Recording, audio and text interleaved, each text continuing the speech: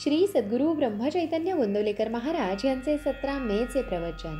मी भगवंताचा आहे ही अखंड जाणीव ठेवावी.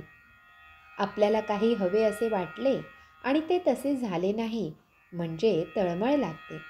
परंतु सर्व परमात्माच करतो आहे असे मानले म्हणजे काळजीचे कारण उरत नाही. आपण देव आहे असे म्हणतो, पण आपला तो खरा विश्वास आहे का?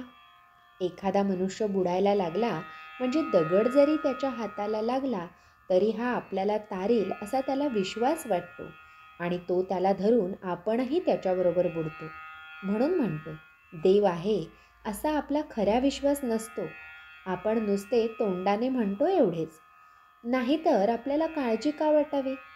प्रत्यक्ष देव पुढे उभा राहिला तरी आपल्या मागची काळजी आणि सुखदुःखे संपणार नाहीत. याचे कारण म्हणजे परमेश्वरावरचा आपला विश्वासच डळमळीत असतो.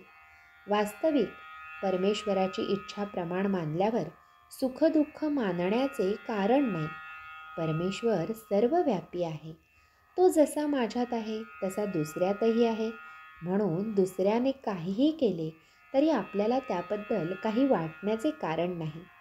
तरी अशी भावना ठेवून वागावे की मी देवाचा आहे, तो माझा पाठीराखा आहे आणि म्हणून काही झाले तरी मला काळजी करण्याचे कारण नाही.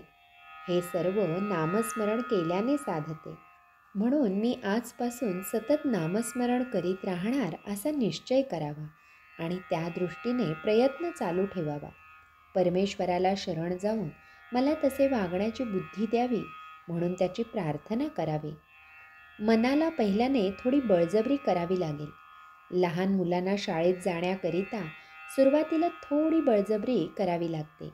मुलीला प्रथम सासरी पाठवितानाही तसेच करावे लागते. आपण थोडा तरी नियम करावा.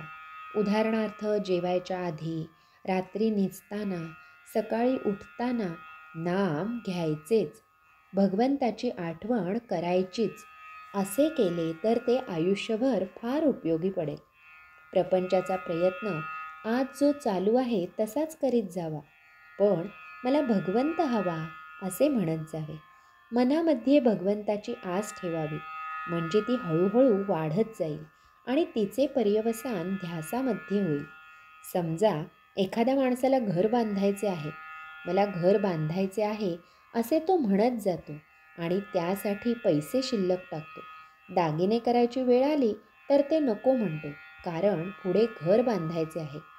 हे जसे खरे त्याचप्रमाणे भगवंत मला हवा असे नुसते म्हणत गेल्याने देखील मनुष्य निव्वळ प्रपंचातच गुरफटून न जाता विषय बेताने भोगेल.